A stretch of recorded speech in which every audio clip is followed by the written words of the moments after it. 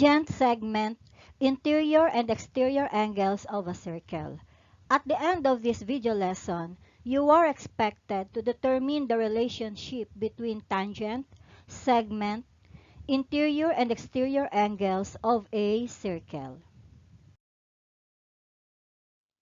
Consider a circle here, and point C is the center of the circle. So we can name the circle as Circle C. This video lesson is just a review or a continuation of our previous lesson about tangent, secant, segment, and sector of a circle. Let us try to identify and name the parts of the circle. A line was drawn, and let us name this line PZ. How do you name line PZ? Correct. Line PZ is called the tangent line of circle C. Another line was drawn, and we have line WP. Line WP is called the secant line of circle C. Then, we have here two line segments.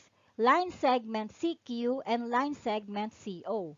Line segment CQ is called the radius of the circle, and line segment CO is also a radius. Therefore, line segment CQ and line segment CO are the two radii of circle C.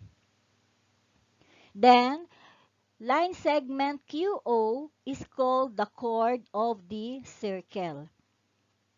Then, if line PZ is a tangent line of circle C at point V, we can say that point V is called the point of tangency. Suppose there is an angle, and let us name the angle OCR.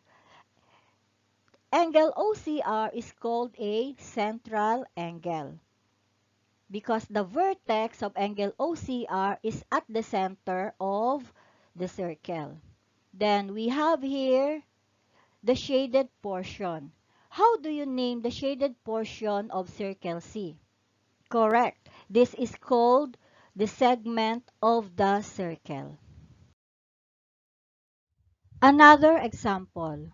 I have here circle D and line segment AC with the midpoint point B.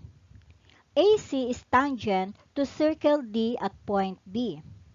If AB is congruent to BC and AC is equals to 64, therefore, 1/2 of 64 is 32. So, ang kalahati ng line segment AC ay line segment AB. Line segment AB is equals to 32. If AB is congruent to BC, therefore, BC is also equals to 32.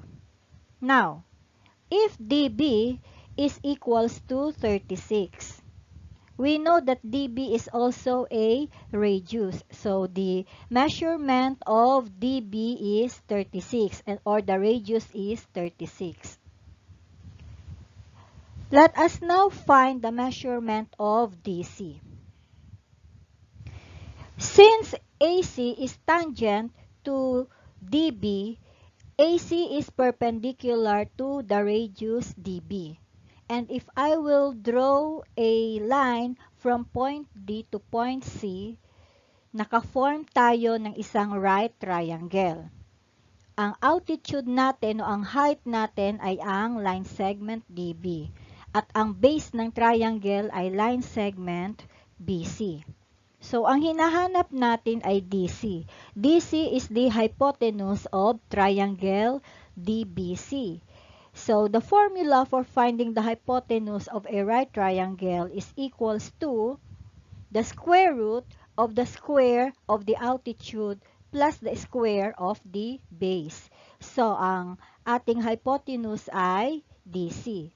So, we have DC is equals to the square root of the square of the altitude. Ang altitude natin ay DB, which measures 36. So, 36 square plus 32 is the measurement of the base, which is BC. So, 32 square.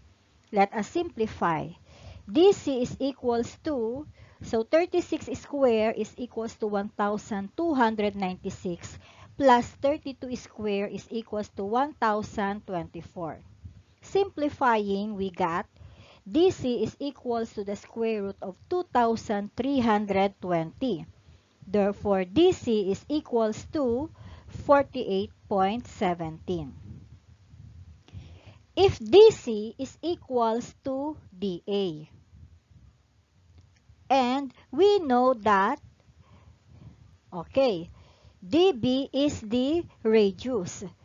Find the measure of DE and EA. If DB is the radius, DE is also a radius. So kung 36 ang DB, DE is also 36 ang measurement niya. So if we will add, DE plus EA is equals to DC. Ang DE natin ay 36 din, plus EA equals 48.17. So, EA is equals to 48.17 minus 36.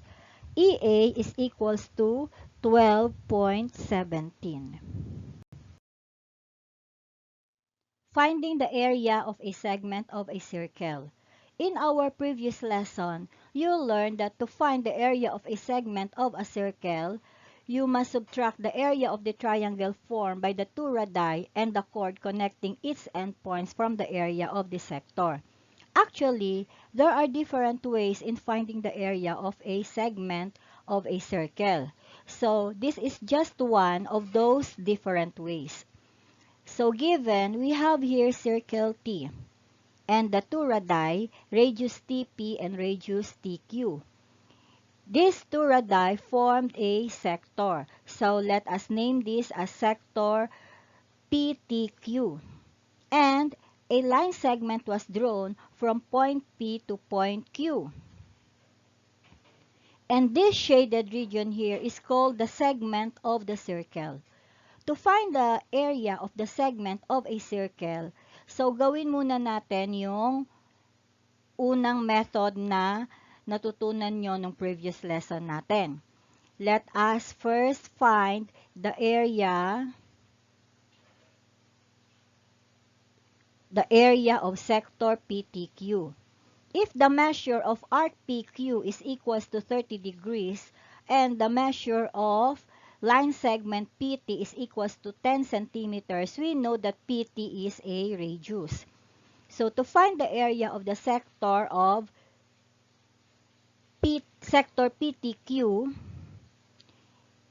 we have 30 divided by 360. So kunin muna natin yung measurement nung angle PTQ or arc PQ, pareho lang sila because that is a central angle. So, 30 degrees divided by 360 multiplied by the area of the circle, which is pi times the square of the radius. So, pi times 10 cm square.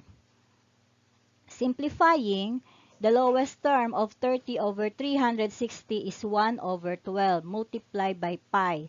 And 10 cm square is equals to 100 square centimeters.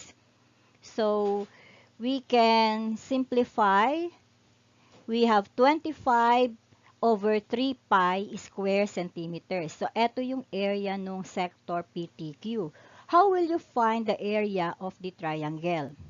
Sa previous lesson natin, madali lang kunin yung area ng triangle if the measurement of the angle is 90 degrees kasi yung height niya at yung base niya ay pareho lang ang measurement kasi pareho silang radius. So what if it is not 90 degrees or if it is not a right triangle or right angle? So, gagamitan natin ng trigonometric formula. The area of a triangle is equals to 1/2 the square of the radius times sine theta. Yung theta, yun yung measurement in degrees nung triangle o nung angle. So, we have 1/2, ang r natin ay 10. So, 10 square and sine of 30 degrees. Equals 1/2, 10 square equals 100, and sine of 30 degrees is 1/2. So, When you multiply fraction, you multiply numerator times numerator, then over denominator times denominator. So 1 times 100 times 1 is 100. Then 2 times 2 is 4. So 100 over 4 reduced to lowest term is equals to 25. So the area of triangle PTQ is 25 and the area of sector PTQ is 25 over 3 pi square centimeters. Subtract the area of the triangle from the area of the sector. So we have approximately 1.1799 square centimeters. Let us use another method in finding the area of a segment of a circle. So this time, let us use a formula. Area of a segment is equals to theta times pi over 360 minus sine of theta over 2, all of them multiplied by the square of the radius. So, theta here is the measurement of the central angle. So, the measurement of central angle is also the same as the measurement of its intercepted arc, which is arc PQ. So, the central angle measures 30 degrees and arc PQ measures 30 degrees. So, we have 30 pi over 360 minus the sine of 30 over 2 times the square of 10. So, the lowest term of 30 over 360 is 1 over 12. Multiply it by pi, we got pi over 12 minus the sine of 30 degrees is 1 half divided by 2 times 100. So, we got pi over 12 minus 1/4 times 100. So, get the least common denominator. We have pi minus 3 over 12 times 100. So, simplifying, we got 25 times pi minus 3 over 3, or approximately, we have 1.1799 square centimeters. Let us have some practice. What is the area of the shaded segment? In circle J, the measurement of arc HK is 110 degrees. Arc HK is the intercepted arc of the central angle, angle HJK, and the radius is 6 centimeters. So to find the area of the shaded segment, let us use the second method that you learned. So the formula, area of a segment is equals to theta times pi over 360 minus sine of theta over 2, all of them multiplied by the square of the radius. Substitute, theta is 110 times pi over 360 minus the sine of 110 over 2, all of them multiplied by the square of 6. So, we have 11 pi over 36, lowest term yan ng 110 over 360, minus sine of 110 is 0.9397 divided by 2. Then, all of them multiply by the square of 6 or 36. Get the LCD. The least common denominator is 36. So, simplifying, we got 11 pi minus 16.9146 divided by 36, all of them multiplied by 36. So, we can cancel 36 and 36. Therefore, it is equals to 11 pi minus 16.9146, which is approximately equal to 17.6429 square centimeters.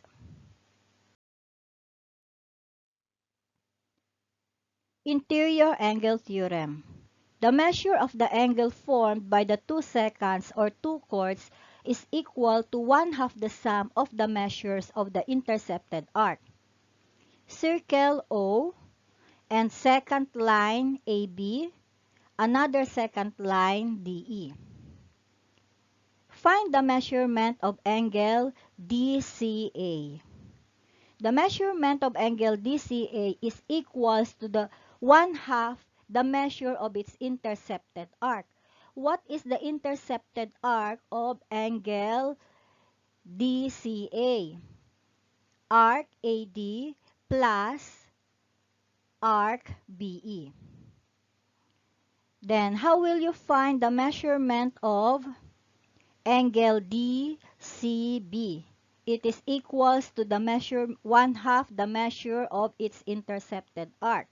The intercepted arc of angle DCB are arc DB and arc AE.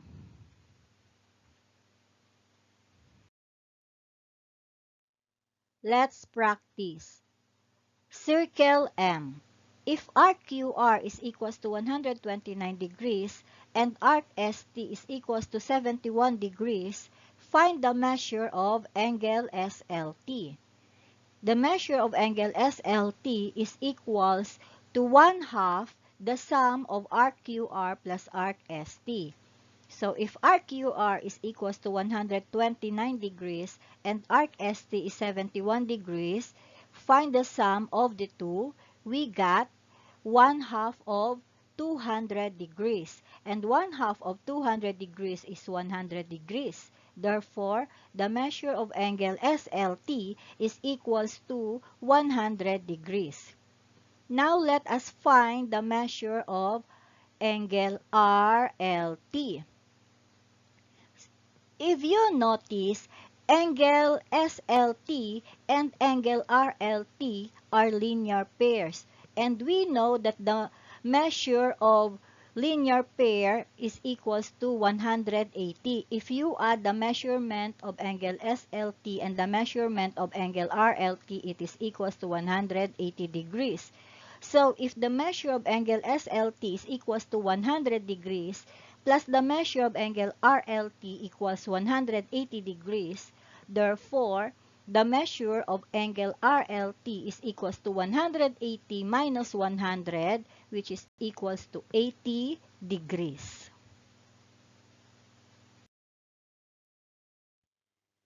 The exterior angle theorem. If two seconds, a secant, and a tangent, or two tangents intersect in the exterior of a circle, then the measure of the angle formed is 1/2 the positive difference of the measures of the intercepted arcs. So we have here secant NX and secant MY. They intersect outside the circle at point P. The intercepted arc of angle XPY are arc XY and arc MN.